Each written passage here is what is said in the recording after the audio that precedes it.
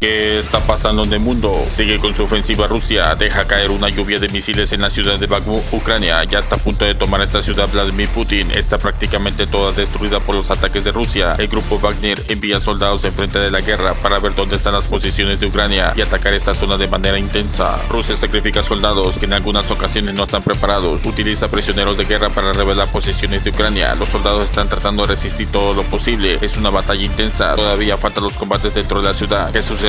Rusia no se detendrá hasta que tome toda Ucrania. No le afecta las sanciones que Occidente y los aliados le ponen. Rusia se preparó todos estos años desde que tomó Crimea en el 2014. Vladimir Putin no mide las consecuencias, los daños y muerte que realiza la población de Ucrania. Esta guerra ya causó demasiadas bajas en los dos bandos. ¿Hasta qué tanto apoyará a Estados Unidos a Ucrania? Ya más países se están involucrando en el conflicto al mandar material bélico. Con esto la situación en la zona se pone más tensa, pero estaremos informando. Escuchemos. En Bakhmut se libra la batalla más larga, cruel y mortífera de la guerra en Ucrania.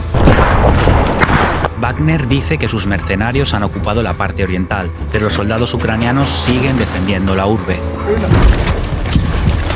Se lucha casa a casa, trinchera a trinchera, combatiendo sin descanso durante días, una situación sin precedentes con miles y miles de muertos en una ciudad donde ya no queda nada. El ejército ruso sigue enviando oleadas humanas de prisioneros directamente a morir. No los utilizan para conquistar terreno, sino para descubrir dónde tiene el enemigo instaladas sus posiciones de fuego y atacar con artillería. Ucrania y Rusia han elegido esta ciudad para matarse y ver quién aguanta más. Una auténtica guerra de desgaste, y todo ello en una batalla clásica, casi sin tecnología avanzada. Trincheras, artillería y mucha destrucción. Imágenes que nos recuerdan a las grandes batallas del siglo pasado. Lo que estamos viendo en Bakhmut es una guerra como la de la Primera y de la Segunda Guerra Mundial. Son calcadas. Si podemos leer, y hay muchos testimonios, el sitio de Stalingrado, Leningrado, estas grandes batallas urbanas de la Segunda Guerra Mundial, veremos Bakhmut. Si miramos los frentes de la Primera Guerra Mundial, de las trincheras fortificadas con todas las líneas de defensa para ante el avance de los carros de combate del enemigo, estamos en Bakhmut igual. Es una guerra del siglo XX, una guerra sin ningún tipo ya de tecnología sofisticada, ¿no? Una guerra como las que se han librado siempre hasta ahora en Europa.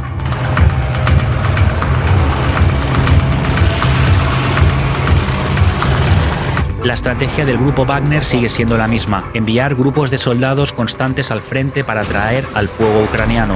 Los rusos apuntan la ubicación y responden con obuses, pero Prigozhin, el jefe del grupo Wagner, se está quedando sin prisioneros. Muchos de ellos mueren a las pocas horas de estar en el frente. Uno de ellos decía esta semana en una red social que es una moneda que lanzas al aire. 50% vivos, 50% muero. No tiene ninguna preparación militar. Y Wagner tampoco quiere que la tengan, porque su objetivo es que vayan a morir para poner en evidencia las defensas ucranianas. Es evidente que Prigozhin, el líder de Wagner, se está quedando sin efectivos y que necesita reforzarlos y que no lo está consiguiendo, porque no hemos de olvidar que hay una lucha interna entre este grupo de paramilitares, Wagner, y el ejército regular ruso. Hemos visto a Prigozhin esta semana en Bakhmut reclamando refuerzos y más munición. No tiene ni una cosa ni la otra.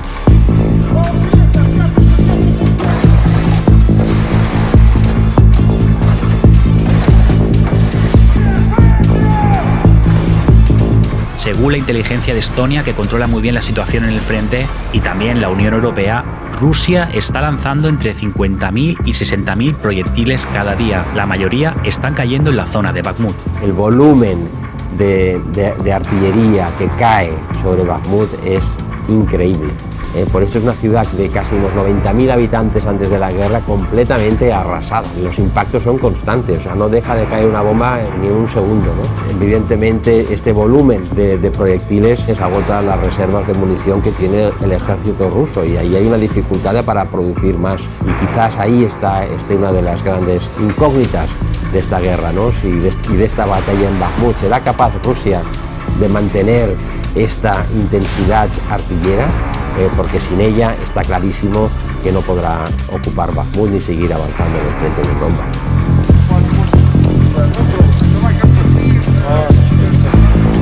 Ucrania y Rusia han decidido citarse en Bakhmut para matarse, esperando que el enemigo se debilite o que se retire, o que sea incapaz de lanzar otra ofensiva, una auténtica guerra de desgaste. Estamos en Bakhmut para matarnos, sin ningún otro objetivo que matarnos.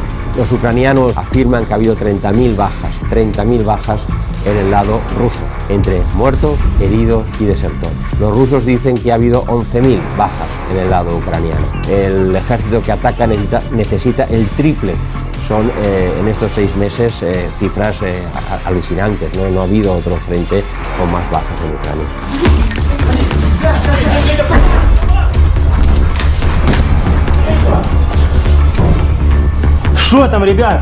Ucrania sigue defendiéndose a toda costa, sabiendo que tendrá grandes pérdidas humanas. Pero ¿qué razones hay para que haya decidido resistir a ultranza en Bakhmut?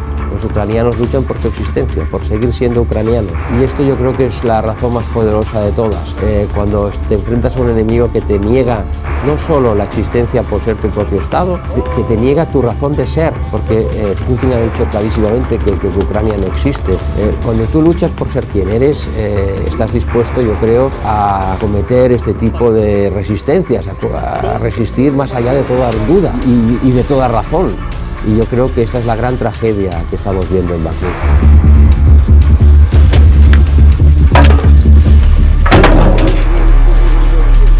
Y en Ucrania varias ciudades siguen sin electricidad después de la oleada de ataques rusos de ayer. En el frente de guerra continúa la batalla en torno a Bakhmut, pero las posiciones de ambos ejércitos apenas se están moviendo. Las defensas ucranianas siguen resistiendo en Bakhmut, en la carretera que lleva a esta localidad asediada. Continuamos viendo mucho movimiento de tropas, de vehículos militares para reforzar esas defensas. La presión de los rusos es cada día mayor, sobre todo por parte de los mercenarios del grupo Wagner. El propietario de este grupo, Yevgeny Prigozhin, se ha vuelto a quejar de que el ministerio ruso no le facilita suficiente munición y que sus fuerzas tienen escasez. Mientras tanto, Ucrania intenta recuperarse de lo que fue la nueva oleada de bombardeos con misiles por parte de Rusia y que ha dejado a buena parte del país sin electricidad. Estamos hablando de lo que asegura Volodymyr Zelensky, el presidente ucraniano.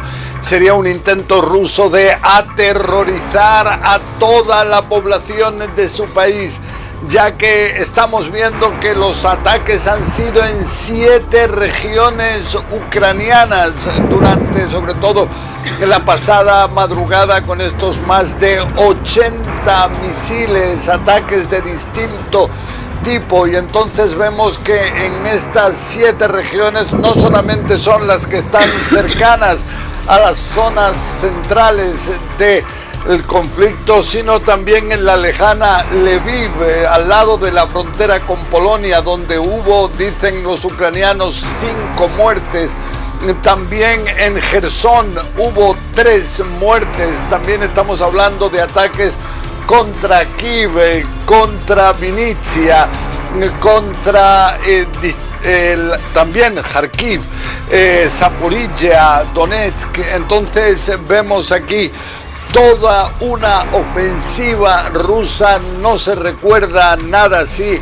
Así lo afirma incluso el propio vocero de las fuerzas aéreas ucranianas. La situación geopolítica en el mundo está muy difícil. Sigue con su ofensiva Rusia, deja caer una lluvia de misiles en la ciudad de Bakhmut. Ucrania ya está a punto de tomar esta ciudad. Vladimir Putin está prácticamente toda destruida por los ataques de Rusia. El grupo Wagner envía soldados enfrente de la guerra para ver dónde están las posiciones de Ucrania y atacar esta zona de manera intensa. El Pentágono de Estados Unidos da un anuncio tras el derribo de uno de sus drones por un avión caza ruso, creando tensiones entre las dos potencias. Anunció el Pentágono que un avión ruso chocó con un dron estadounidense en una maniobra. El avión ruso sí pudo aterrizar y el dron se dañó en una hélice y produjo su derribo en el Mar Negro. Te invito a ver el video. Se siguen incrementando las tensiones entre Estados Unidos y Rusia. En las últimas horas, un avión caza ruso derribó un dron estadounidense que volaba en el Mar Negro, cerca de Ucrania, en aguas internacionales. No te pierdas próximos videos.